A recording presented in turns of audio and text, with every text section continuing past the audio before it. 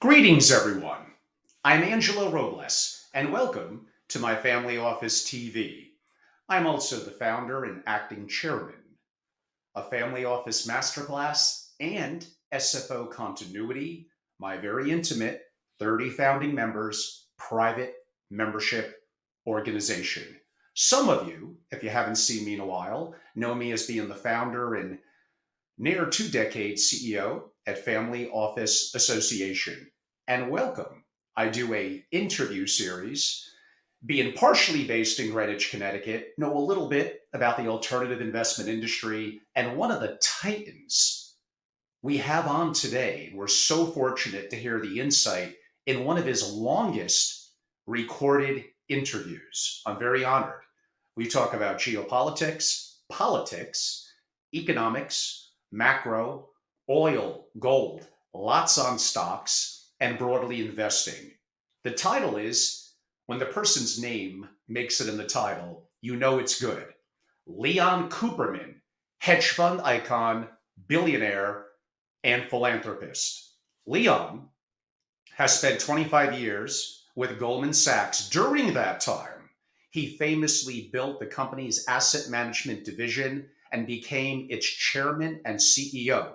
He founded Omega Advisors, his hedge fund, in 1991.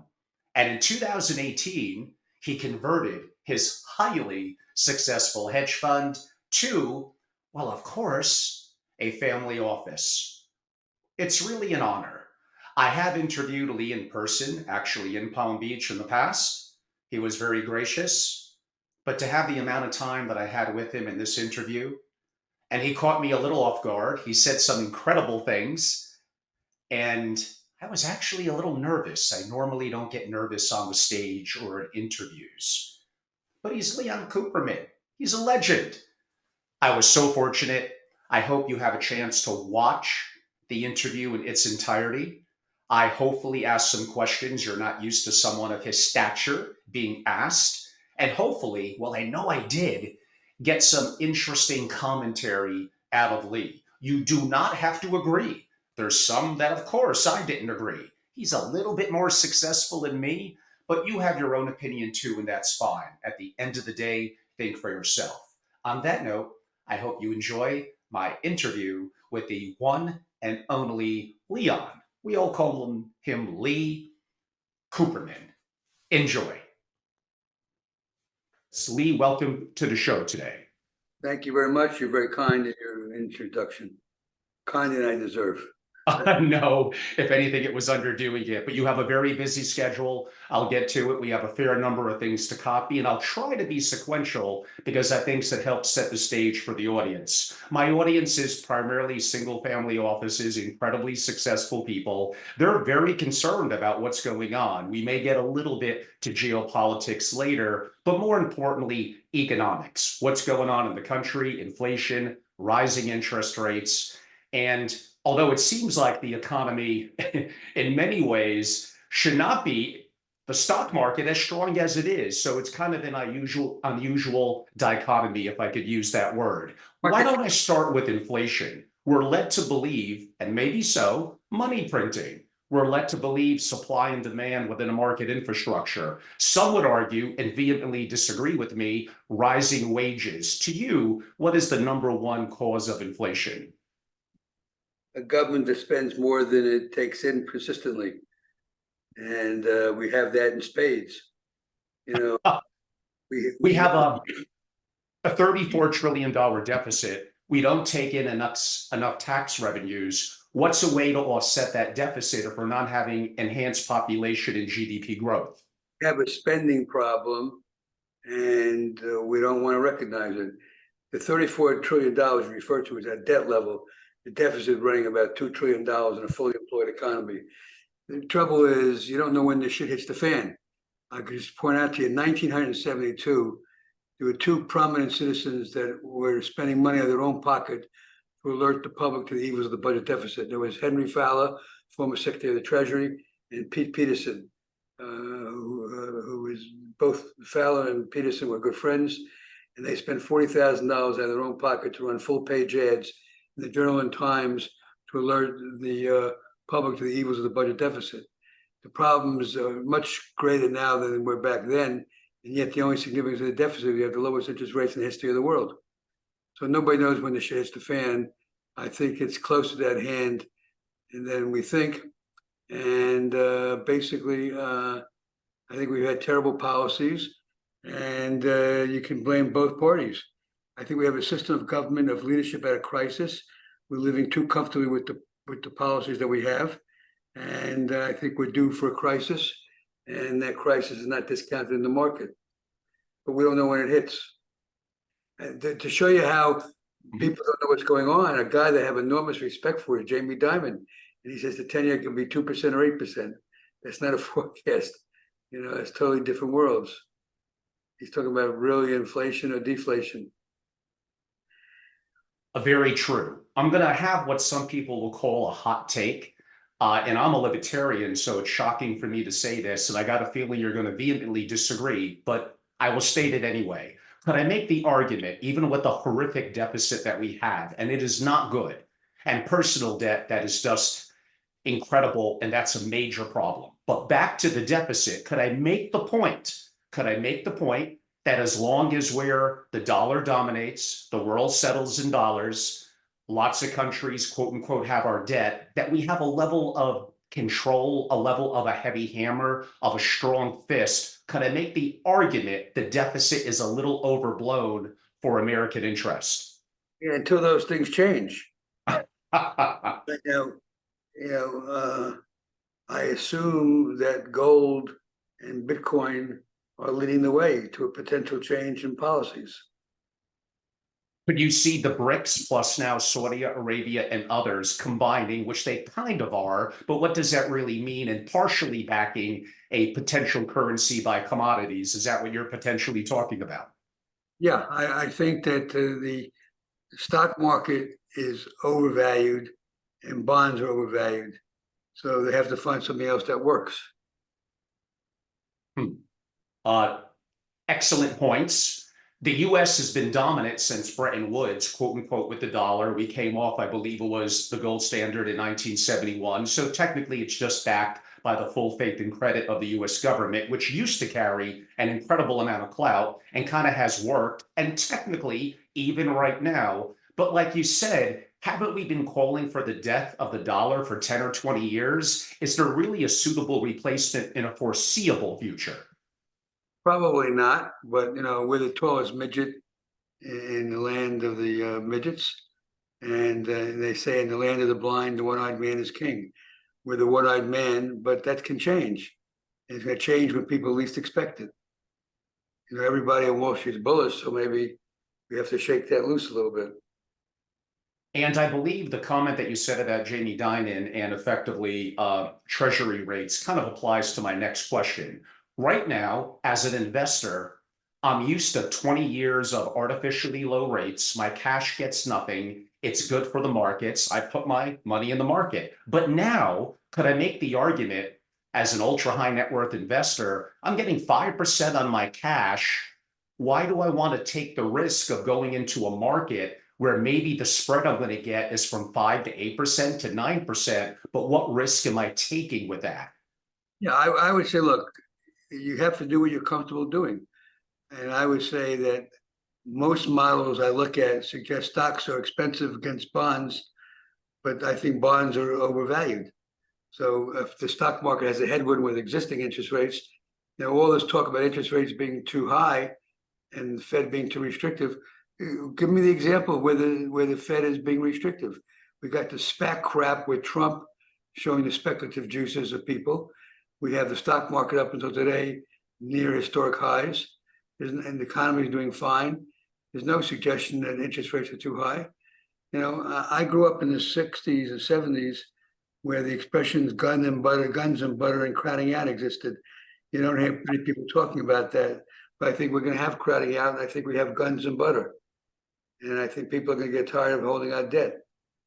No, I would say that I think that the attitude will change, but you don't know the timing of it.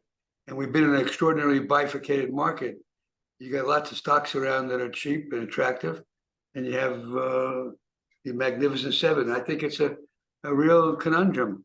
You know, the multiples of the Magnificent Seven suggest the market is willing to have a very long-term horizon. Yet I find things that I can't explain with their valuation. I'll give you an example. I have a very small position in something called Manchester United. Radcliffe just bought 25% of the company, paid 33. His contract says he has to come back within a year to buy the rest. He cannot buy the rest at a lower price. If he doesn't come back within a year, the family that controls it has the right to shop the company. The stock is $14. He just paid $33 less than a month ago. So, you know, I'm willing to buy something like that. I can give you other examples. No, that's a very good point. Back a little bit to some of the economic issues that I leaned in with my initial questions. We're led to believe the inflation rate is a certain percentage. What is it currently? About 4%. It's per person. If I'm an ultra high net worth individual, I'm buying filet mignons, I'm buying expensive cars, I'm traveling, I'm living the life that for me, the true inflation rate, could I argue, is closer to 10 or 15%. And if I invest too conservatively, relative net of taxes, inflation, and fees, I may not maintain my purchasing power over decades. Look, in bear markets, he who loses least wins. So, you know, you got to do it. If you deal with wealthy investors, they have to do what they're comfortable doing. You know, you don't want to do anything you're uncomfortable doing. But I would say that, you know, I have a bifurcated portfolio. I own Google and Microsoft, and that's the only thing I own in the Magnificent Seven. The others, I don't own them, but I own a lot of cheap stocks. I was up 18% last year. I'm up before today, 8% this year. I'm happy. Probably lost a point this year, today.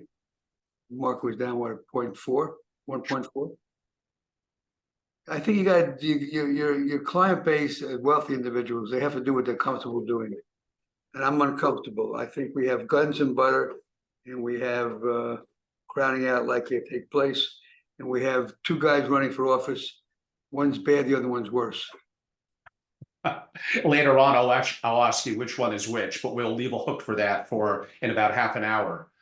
In terms of what you said about Microsoft and Google, Microsoft, if I look back 30 years ago, they were a top 10 company. 20 years ago, 10 years ago, they're the one company, if I go back 20 years, that I believe has been on the top 10 and currently number one.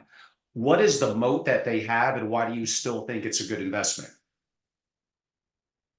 Well, basically, the moat they have is their technology and their balance sheet and their cash flow generation and superior management.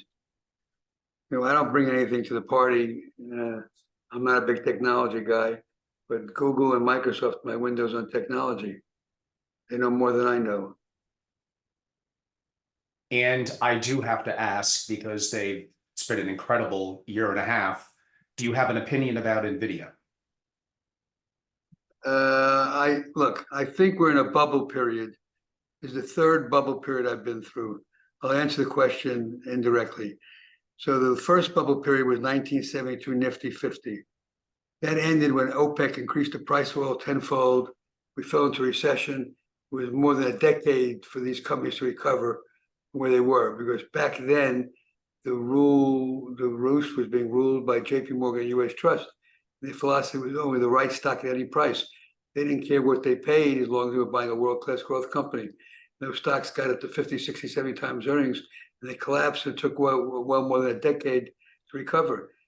Many of them didn't even recover. The second bubble was the technology bubble of 2000.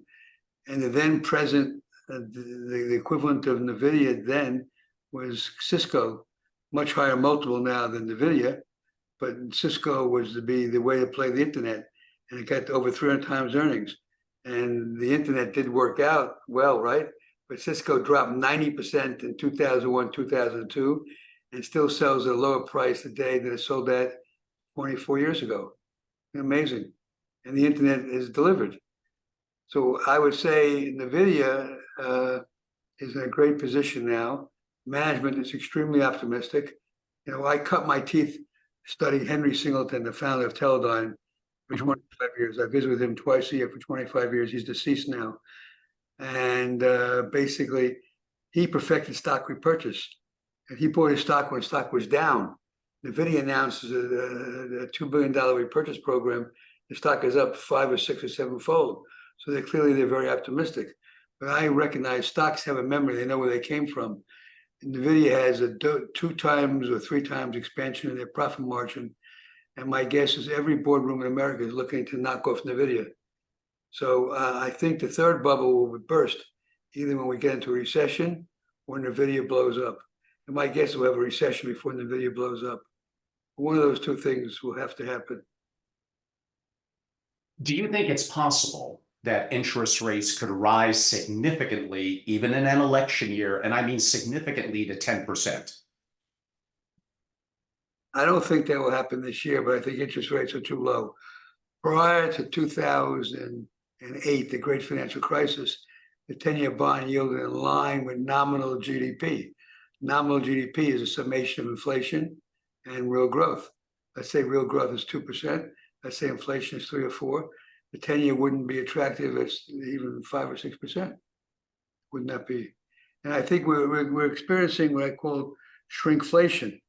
I was recently honored by the New York Yankees, and I was offered the opportunity to throw out a pregame pitch. I had not been to a ball game for about 30 years. I'm not a big sports enthusiast. I went to Yankee Stadium, and I have a torn rotator cuff, so I imported my youngest son, who lives in Vermont, to throw out the pitch. He threw a perfect strike in his, and his credit. But when I went to the ball game, I was shocked by what I saw. A bottle of water, $6. A hot dog, $8. I grew up in the Bronx. There used to a guy we come around to our school. We called him Pop. He came around with a carriage and a white laundry bag full of pretzels, 2 for a nickel. At the stadium was $13 a pretzel. Okay, and then lastly, I bought my grandson a cap with a Yankee insignia. I was stupid for buying it, $56. But I didn't want to just. It's a $2 cap. Okay, I bought a car in 2017, a Hyundai. I paid $54,000 for it. I went to replace it, the same exact car 5 years later, $104,000, and I didn't buy it, even though I could afford it, because I only have 25,000 miles on the 2017. So I think the economy is going to shrink because people can't afford the prices that we're seeing, and that's why people are very unhappy. And that explains the popularity of Donald Trump. It's an unhappy country that has a Donald Trump being as strong in the polls as he is. Since you did bring that up, in 1 second, I'm going to come back to that. But what you just said relates to my story about inflation. We don't really have the true numbers for inflation. It's somewhat misleading, somewhat individualized. I finally said it correctly. And the fact that it literally, like you said, you do the math on that, that's not 3 or 4% a year. That's a lot more. But back a little bit to maybe more of even effectively how I open broadly about the economy. If the main drivers of economic growth in the long run are working age population growth and productivity growth, both peaked decades ago in the 80s. So what could keep this afloat? AI could promote productivity. And that led into my next question, because we have so much debt now. What is going to get us out of that? Now, we are the world reserve currency, and I didn't also obviously mention that earlier. We all know that. We do have some things. China is not winning at everything. Could AI be a game changer for productivity? it could enhance productivity, but I'm inclined to think in terms of the more things change, the more they remain the same. So it'll be an enhancement to productivity, but I don't think it's a game changer. I mean, it's a deeper question on technology, probably not either of our strong points, but could you see if it's going to be enhanced? I think it was Elon Musk who said 800x more powerful in 2 years. What is going to happen to jobs as we know it? And could you see a future, and I don't mean decades out, where so we don't have riots in the streets with a loss of jobs, might we need to have universal base income? I don't think in those terms. I think more of evolutionary rather than revolutionary. Go back to Y2K. everybody's saying the end of the world, the end of the world. There was nothing. So everybody is talking artificial intelligence. My guess is it'll be a positive, but not a game changer. I could be wrong. I think when it really comes down to, in my own view, is a 21 multiple, which what the market's selling at, is too high relative to all the uncertainties that exist. That's my bottom line. And we have the uncertainties on the election. We have the uncertainties of the debt. We have uncertainties of fighting wars on two fronts in Ukraine and Israel. I just think that there's too much going on for the market to be justified to be at this multiple. And in what scenario, I know it's been up a fair amount lately, but in what scenario, it's probably a bad one. In what scenario could you see gold going to 5,000? I'm not a gold buff, but I would say the Fed caves in, monetizes inflation, and does not induce recession. Yeah, no, certainly you can make those points. And you did bring it up twice, so I'm going to have to jump into it a little bit. I believe when I did a brief interview with you at a private home in Palm Beach, right before COVID, February of 2020, you did mention, yeah, sure, from New York. Of course, I met Donald Trump multiple times. And I think you basically said, this man has a huge ego. It probably got bigger. But we're in a tough situation now because let's just be honest. I look at you in the face and say, Biden, forget about our politics left or right, that Biden is an incredible president. I can't appear to say that. Do we again have bad choices? Very bad choices. I think one choice is bad, the other one is worse. And depending upon the day, you're asking me which is worse and which is bad. Yes, which is worse, Lee? It depends upon your beliefs. I signed off on Donald Trump very early on in his presidency when he chose to mock a New York Times reporter that had cerebral palsy. He further distanced me from him when he mocked John McCain, a true war hero. Of course. He refused to leave a prisoner of war camp unless his fellow prisoners were released. He then mocked Nikki Haley's husband, who was serving the country with distinction in the Middle East. The man has no judgment. He's not a leader.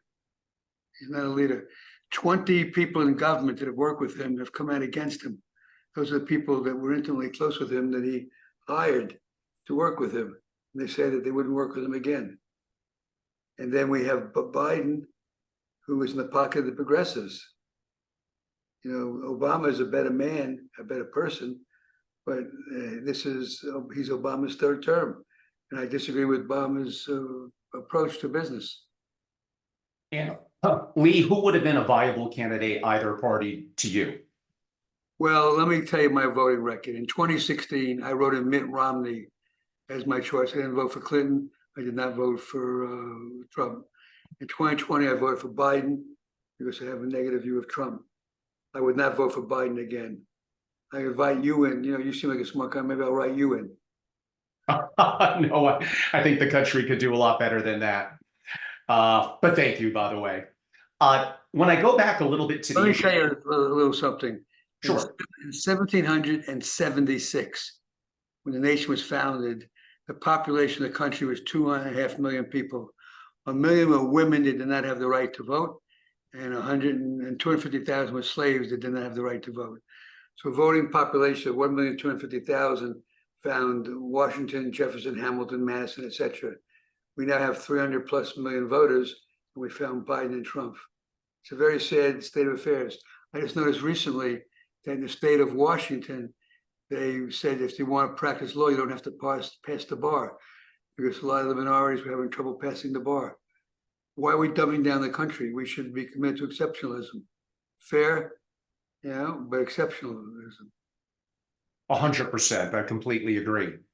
34% of public pension portfolios are allocated to non-publicly traded assets, private equity, real estate. It used to be 9% just a little over 20 years ago. Is this an area of concern? Well, the less liquid, depends what you own, depends what you invested in. Look, people are moving out on the risk curve because they're having trouble generating returns. And I would say that private equity in private companies has more risk than public equities.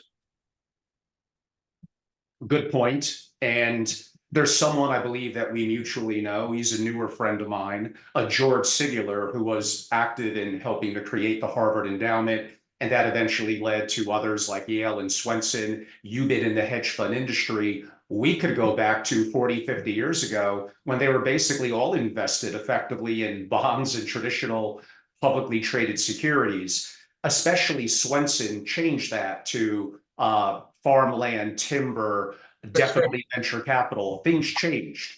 Money goes where money is treated best. So if they got better returns in private equity, they'll put more money in private equity. But the truth of the matter is, the returns in private equity result importantly from the leverage that was employed. 100%. It benefited greatly by the enormous decline in interest rates. I think if you're going into a deal now, anybody betting on declining interest rates to bail you out is making a very bad bet. You're betting upon a depression. So if the exit multiple is lower than the entry multiple, it's very hard to make money. It's a question whether the price level is adjusted. The other thing I would say is private equity was not well understood 20 years ago. It's very well understood now. So to the extent that there's more competition for the companies, the valuations have gone up. And Lee, talking a little bit about that, you're really one of the pioneers in the world of hedge funds, being someone who one of my co-bases is in Greenwich, Connecticut, and being in the family office community for so many years. Hopefully it's something I would have a little bit of knowledge of. How could we not be a little disappointed? And the reason is why, but net of taxes and fees, I'm either not seeing great hedging, broadly speaking, or not seeing true alpha returns. Is the hedge fund industry as we used to know it in peril? I would say now is a good time to invest in a hedge fund. And we're back into a two-way market. You know, one of the reasons the hedge funds have done poorly is when they kept interest rate at zero for a decade. If you were running a hedge fund, you were hedged. You weren't fully invested. And any hedge was a hedge against returns. Now that interest rates are going up as a return on cash, you're in a two-way market. So I think hedge funds makes more sense now than they did going back 8, 10 years ago. Could I make the argument? I'm not selling anything. I'm retired. I wouldn't take money off of the money. But actually, on that note, and I guess there's various sectors within hedge funds where maybe scaling actually is an advantage. But could I make the argument with billions and billions and billions of dollars in certain funds that are placating to institutions, not families, not family offices that could be tax sensitive, that they're playing a little bit of a safety game. They're becoming an asset gatherer. If you were investing actively in hedge funds yourself these days, might you skew, depending on what vertical or sector, to smaller to small mid managers? I would. That would be my nature. I would basically, I would understand what the manager's value proposition is. And if his value proposition fit with what I was looking for, then I would invest. But if his value proposition is not what I'm looking for, then I wouldn't invest. So for example, if you're worried about tax efficiency, investigate the manager's approach towards tax efficiency. The one thing that's most impressive about Warren Buffett's record is not his stock picking, but basically is his after-tax returns, which his holding period was so long, you know, and about 50 years ago or 40 years ago, one of his annual reports, he went through the arithmetic of showing the return of buying every year. You bought the hot stock, you went up 15%, sold it, and reinvested the proceeds. What would you have at the end of 40 years versus the hypothetical example? If you bought the cereal compounder that went up 15% a year, you held it for 40 years, never sold it. You had thousands of times more money after tax. That's where he invests. So if you're tax sensitive, put your money with a manager that's tax sensitive. You know, if you're equity oriented, then go with an equity oriented manager. You know, and you know, if you want fixed income or you want macro, just find the right guy that fits your cup of tea. Would you agree, and I've interviewed at events Jim Chanos many times, that looking to every year be excellent at hedging risk, at being the true definition of a hedge fund and knowing where to short, that's an incredibly hard game over the long term. Yeah, well, first of all, you can't talk about short selling and tax efficiency. You could be short selling for 100 years and still be short term. You can't go long term in a short. Jimmy was a very good short seller, but the market became irrational, and because we had stupid monetary policy.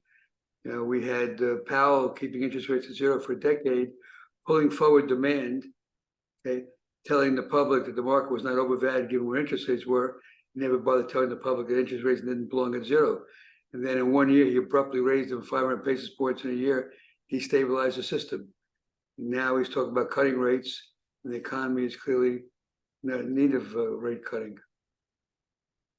And Leon, I know it's a little bit out of left field, but we can't ignore there is an elephant around the world. It's not just the US, although the dollar is still king, it's China.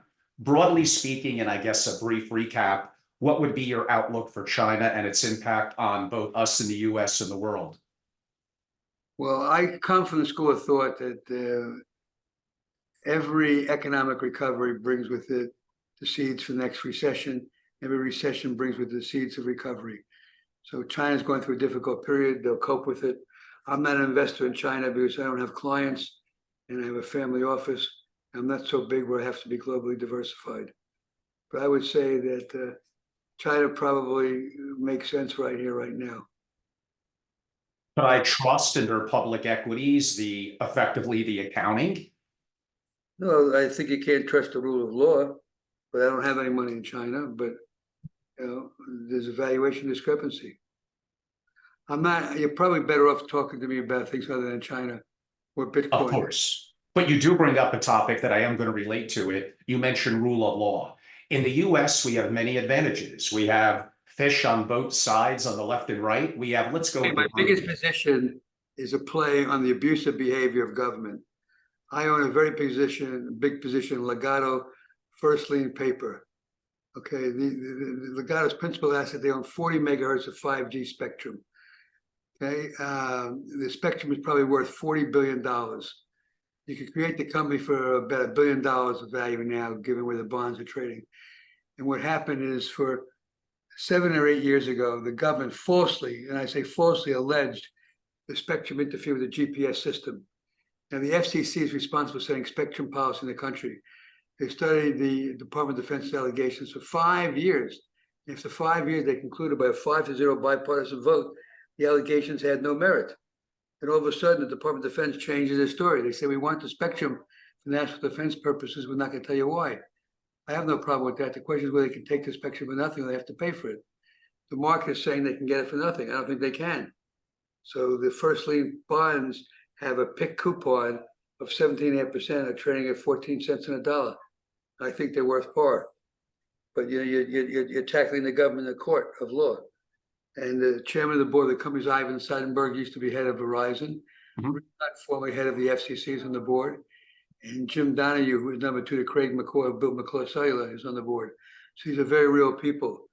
And I can't imagine the government could take the spectrum without paying for it. So that's my big position. But if they get away with it, you can forget about investing in the United States, in my opinion. Wow. No, that's big. And I wouldn't say related to that, but indirectly to quote unquote rule of law, you would hope to be an incredible advantage of the US. But given what we're seeing in society now, given to some level a lack of authority and a weakened military, is the rule of law only defended by strength, including military might? Well, I wrote a book recently, and I wrote a book because I read that 30 to 40% of the youngsters today in the country think socialism is preferred to capitalism. And I think if the country continues to move to the left, we'll destroy ourselves. And if we have extreme right, we'll destroy ourselves. We need a centrist in charge. And right now, it's incredible bifurcation, obviously, in the country. A little bit from the global perspective, 10 years ago, I guess it would be unimaginable, certain things I'm going to mention, that Yemeni would face head to head with the UK and the US, and that Russia would I mean, effectively, is much of NATO outside of the US demilitarized? And ex the US, Russia has a far more significant military than NATO. What has Europe and the West effectively done wrong? I don't know, but I'm not impressed with Russia's military might. They can't even take out the Ukraine. Well, they're not using nuclear, and hopefully they won't. That's the only edge they have, and hopefully they won't use it. But I'm not impressed with their conduct of the war. I'm impressed with Putin as a thug, and he surrounded himself with people that can't get to him, they can't assassinate him. But he's cost the country billions and billions of dollars. He's inflicted tremendous hardship on the Ukraine, and for no reason. Well, he has a reason. He wants to rebuild the Soviet Union to its former might. Not going to happen. Lee, I am assuming that the answer is it's not your focus, but I don't know unless I ask. But a lot of the family offices are active real estate allocators and investors. We could paint a very negative picture for commercial real estate, property values dropping, over levered. Do you have a specific opinion from a family office perspective on investing in real estate? I have a big position, something called Arbor Realty. They're a big financier of multiple family housing. And I think multiple family housing is under pressure now, but I think it's going to be a survivor. And I have money there. The stock yields 13%, so it's below book value. And it's run by a guy that's been very, very smart, Ivan Kaufman. And he told me a year ago the shit's going to hit the fan, and he's very conservatively postured. So, I think office space is under downward pressure. And everything is cyclical. In the 60s, Prudential Insurance had something called the PRISA Fund. They gave everybody when there was redemption requests, and they came around. This was 50 years ago. And I would say apartments are attractive. This is workforce housing. And immigrants coming to America have to have a place to live. And if I could buy an Arbor Realty at a discount to book, yielding 13%, I think the problems are discounted. On the other hand, the office properties represent a different value picture. Shopping centers are going to be required. They can be converted to marijuana farms. Lee, I've heard the verbiage inflation hedge, and sometimes it's gold or timber. I think in any one year, it varies what could be an inflation hedge, but over the long haul, blocks of 10 years, can I make the argument that good old quality common stocks over the long term are probably the best inflation hedge? No question about it. But, it's a function of when you get in and what your patience are. There could be a 10-year period where you don't perform. And I would say that given where the market is trading at now, I don't expect much in the way of equity returns for the next 5 years. I think we've borrowed from the future. Which probably brings up a good question. We still have about, 7-8 months to go for the remainder of the year. It's obviously a presidential election year that could, quote unquote, manipulate the markets depending on how Biden wants to, quote unquote, play that. How do you think, from an investing perspective, the rest of the year could play out in terms of interest rates and, broadly speaking, being a tactical investor? I would think interest rates are going to end the year higher than they are now. The short end could be a little bit lower. The long end will be higher than it is now. As I said before, the 10-year government usually yield in line with nominal GDP. If inflation is 3 to 4% and real growth is at least 2, you could see the 10-year government 5 or 6%, which is much higher than it is now. I don't think short rates are going to go up very much because I think the economy is going to weaken. And I think the stock market is fully valued. Lee, do you think we'll hit $100 a barrel for oil by the end of the year? Possible, but I wouldn't bet on it because there's so much shut-in capacity. And I have a big position in oil. But these companies make a lot of money at 80 to 90 barrels in oil. I don't need $100 a barrel. Lee, could I make the argument as a thesis that certain major sectors could outperform even in the falling market? Could I say energy, defense, agriculture, and mining? Yes, you could. There's always, as Jim Cramer would say, there's always a bull market somewhere. His job is to find it, right? That So is true. I have And my, actually, for I have, those of you who are active in a futures market, look at what happened with cocoa in the last couple of months or year. It's ridiculous in terms of but I guess that goes to a little bit supply and demand within a given market infrastructure. I would say I think it's going to be difficult to make money in mainstream assets. I think stocks and bonds are fully valued, but stocks make more sense than bonds. I wouldn't own bonds.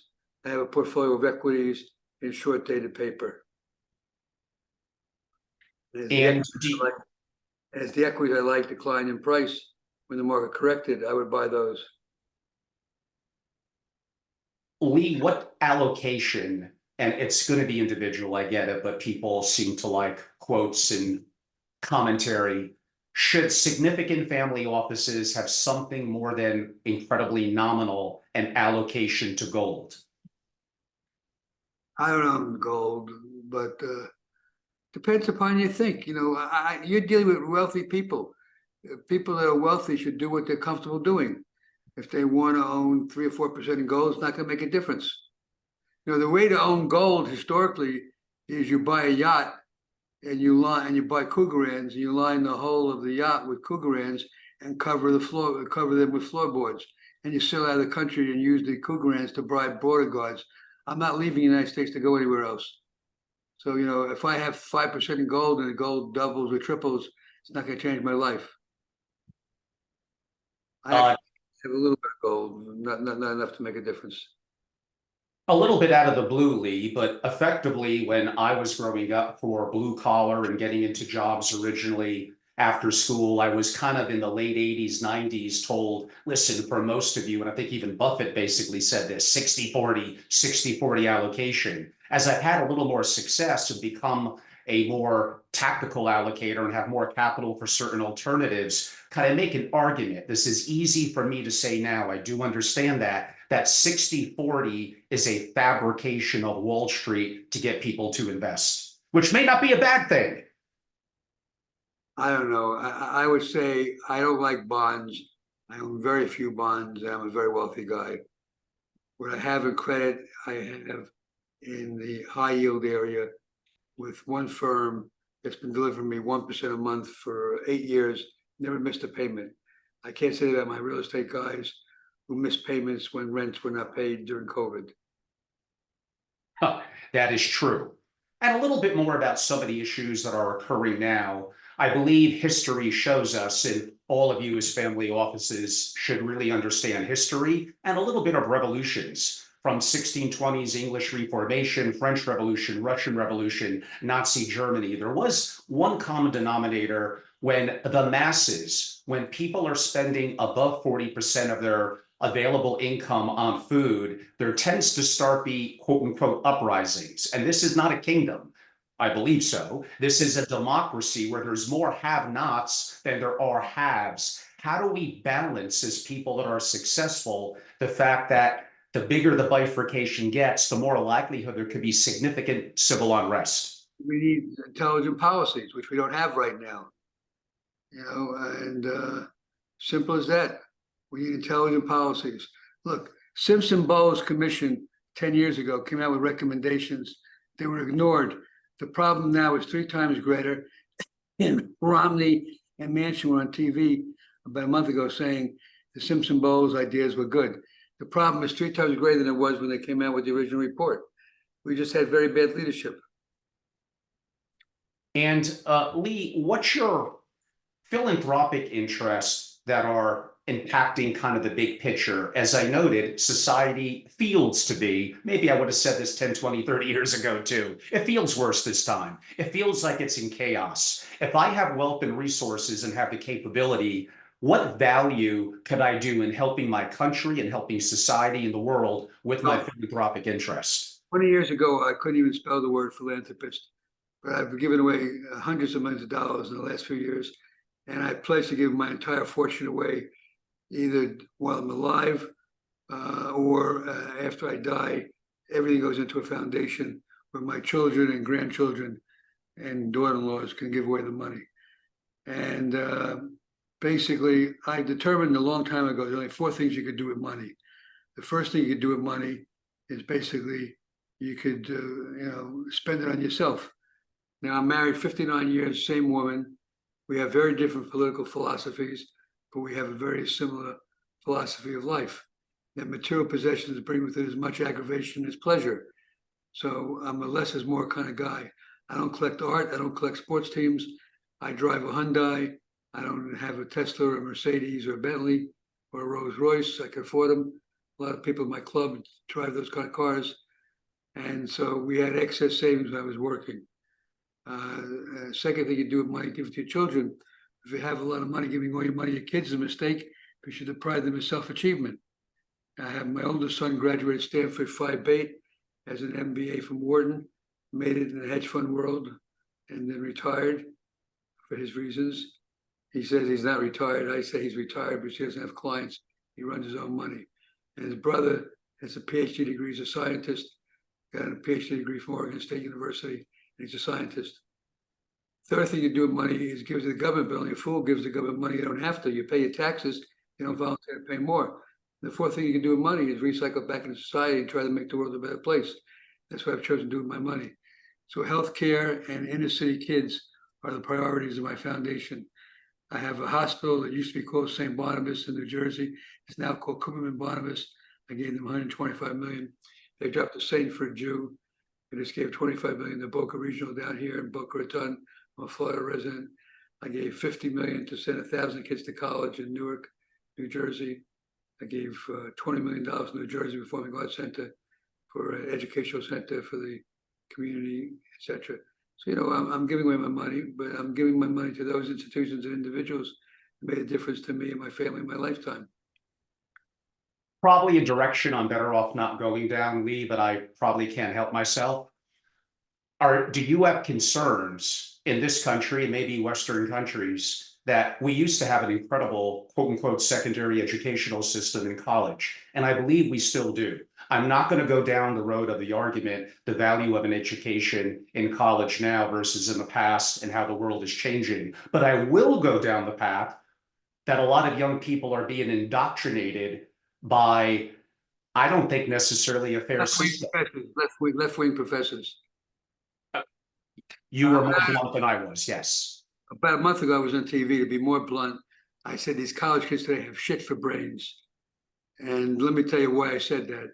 They don't want to, they think they're dealing with the Hudson River or the Nile River. They don't realize it's the Jordan River.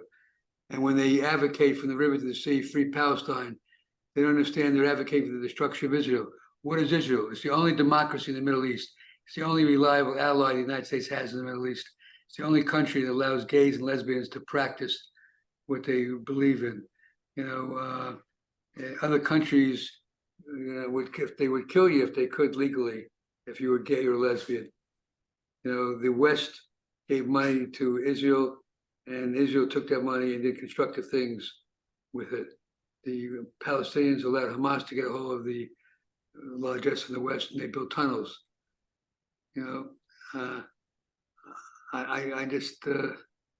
I think what's going on in the world is disgraceful.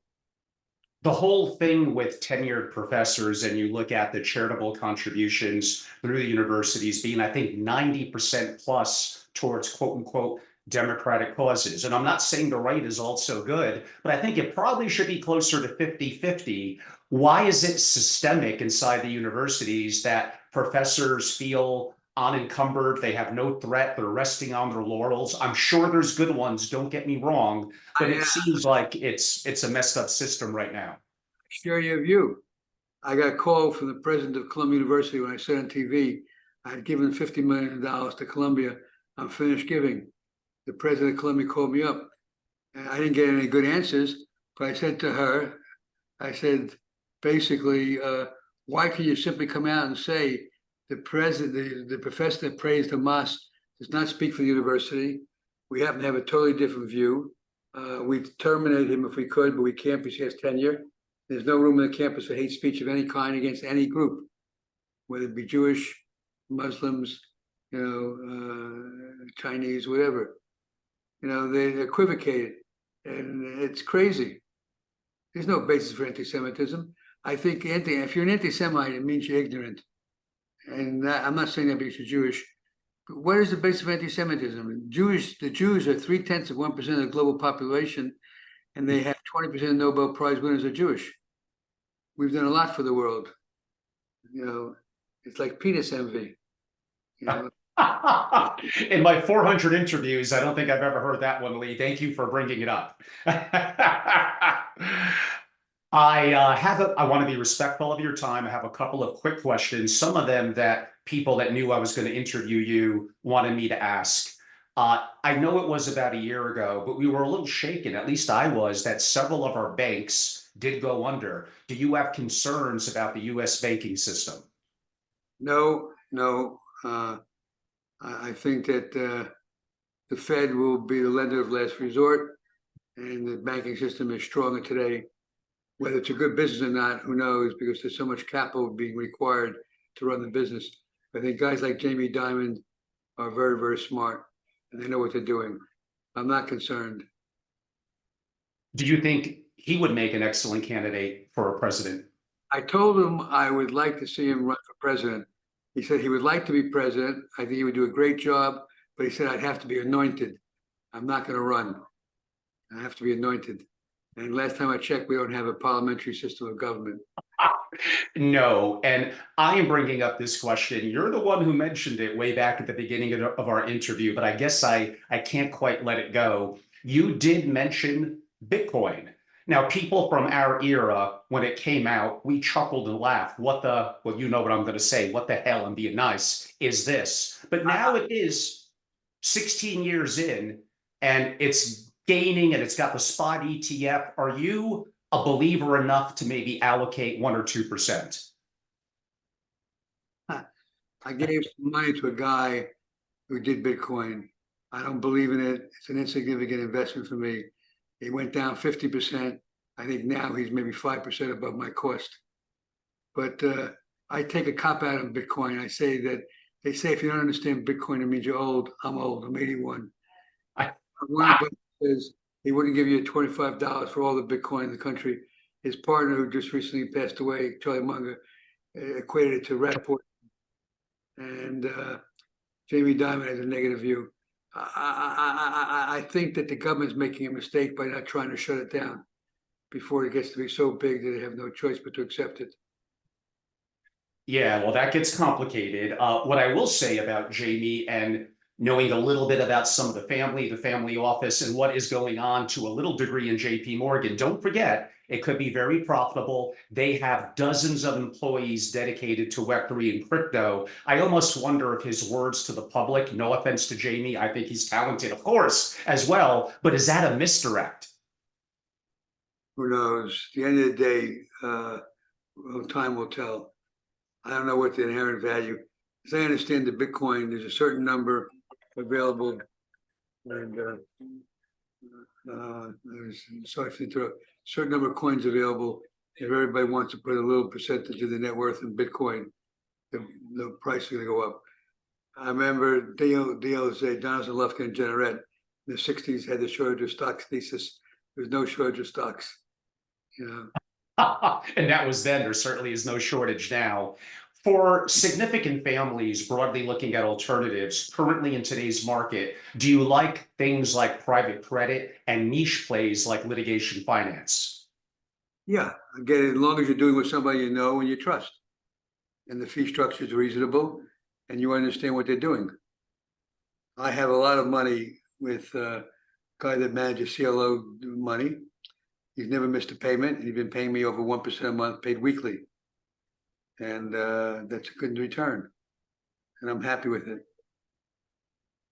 Lee, I don't own conventional US debt, so I think that's overpriced. I believe it's my last question.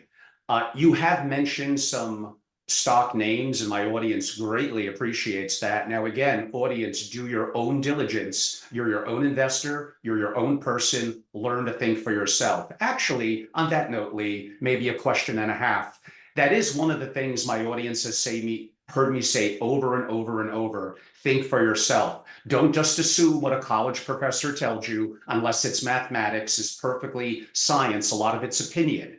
But how do you think for yourself? How do you even be a contrarian? And I mean, I'm getting into Elon Musk territory here, but first principles thinking, breaking things down. Do you have any advice to how to think for yourself? Yeah, well, Ben Graham, The Intelligent Investor, written in 1954, 55, said that an analyst evaluates management twice in decision making. Once to the numbers, a company's return on equity, growth rate, market share, profit margins, balance sheet are a function of the quality of management. The second way you meet management on a face-to-face basis. I don't buy anything where I don't have a chance to talk to management and interrogate them and make a determination of the value principles that they offer. So I have energy exposure, my favorite energy stock. They had a positive announcement this morning. I think the stock actually closed a little down in the day. It's a company called Paramount Resources up in Canada, POU, space CN. They produce about 105,000 barrels of oil a day. They have a capacity in place to produce 150,000. They produce oil at $31 a barrel out of the ground. They have no debt. They own about $5 or $6 a share of other oil companies that generate no income. They just made a sale of $75 million of one of those companies.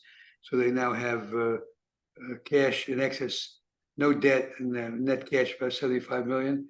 And they have a dividend yield of 6%, which is twice more than the dividend yield in the market. Wow. $2 billion worth of stock is owned by the CEO, who had the benefit of genetics. Very good sign. Yeah, exactly. And Yeah, whenever and then I so in some of the VC companies that I occasionally dabble in, and no brainer to me and you, but I got to remind people, I don't know, when it's 5 or 10 years in, it has a level of success, and the founder and the early employees are selling their shares in the secondary markets and all that. Now, there could be reasonable reasons. They've been holding on a long time. They have to do this, they have to do that. But in general, for most purposes, not a good sign. I want people to eat their cooking. I want them to have a lot of skin in the game if possible. I totally agree. One of my big winners in my career was Teledyne. Henry Singleton did 8 self-tender offers, retired 90% of the stock, never sold a share of his own stock. When he ran the company, he was a 1% owner. When he died, he owned 20% of the company. And he created billions of dollars of value for himself and for the shareholders. Never made more than $1 million a year in compensation. Totally different world today. Guys Oh my that God. take a job and get fired with $50 million severance packages. Warren Buffett says that one of the big problems investors have is dealing with executive compensation. He says the boards of directors hire compensation consultants that go in the name of ratchet, and ratchet. At the end of the day, you got to find somebody you trust and that know what they're doing in the business you understand. Perhaps impartingly, since my audience loves some of the exact advice on certain companies that you noted, could you leave us with one more, a company, I'm assuming a public equity that you looked at, that it may be good for certain investors to take a peek at and make their own decision? Yeah, well, Legato was my favorite idea. I just bid today 14 and a half for some first lien paper. And it's about where they're trading. And take a look at Legato. I've spoken to 7 major law firms. They all say the same thing. The government can take the spectrum, but they have to pay for it.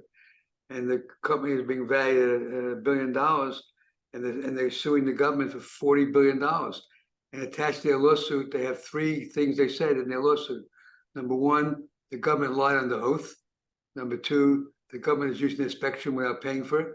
And number 3, the government made a transaction very difficult because they say if you buy Legato spectrum, you can't do business with the Department of Defense. So they tried to negotiate a settlement with the DOD. They couldn't get to a point where they got an acceptable offer. And they sued the government for $40 billion. Attached to their lawsuit are 2 appraisals, one for $40 billion and one for $20 billion. And the market cap of the company is like $1 billion. And they have more than $1 billion of value in non-contested assets. The terrestrial assets are what's being contested by the government, not the satellite assets. And satellite assets are worth a lot of money, and the world is going in that direction. So it's complicated. If you want something plain and simple, I say Cigna, Apollo, and private equity, attractive. Mr. Cooper, the mortgage finance business, a big winner for us. There's no shortage of good ideas. You just got to be Well, willing. that's always good to know. And Lee, again, you've been overly generous with your time. You're practically an hour. I greatly appreciate it. I will give you a chance, but I think you kind of covered a lot, whether it's something on the election, whether it's something on geopolitics or philanthropy. Is there any parting comments you would like to have to our family offices? Just be a capitalist with a heart. If you've been very successful in life, share your success with others less fortunate, because we are our brother's keeper. I love it, Lee, and I'll give a parting comment for 1 minute, if you don't mind. One, it's been an honor in terms of having Lee give this amount of his time talking about so many different things with no restrictions, whether it's politics, geopolitics, the economy, going back to Bretton Woods, talking about investing, naming stock picks.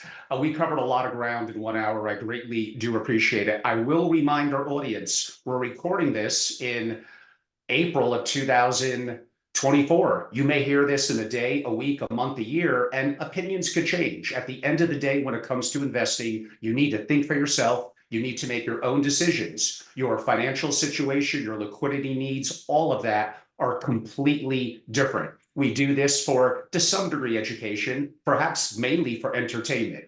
But on that note, I'm Angelo Robles at Family Office TV. Many of you do know me as the founder, but I had an exit. I sold a family office association, and I'm very happy to do the work that I'm doing now in my family office masterclass and my private club, initially limited to only 30 founding families, called SFO Continuity.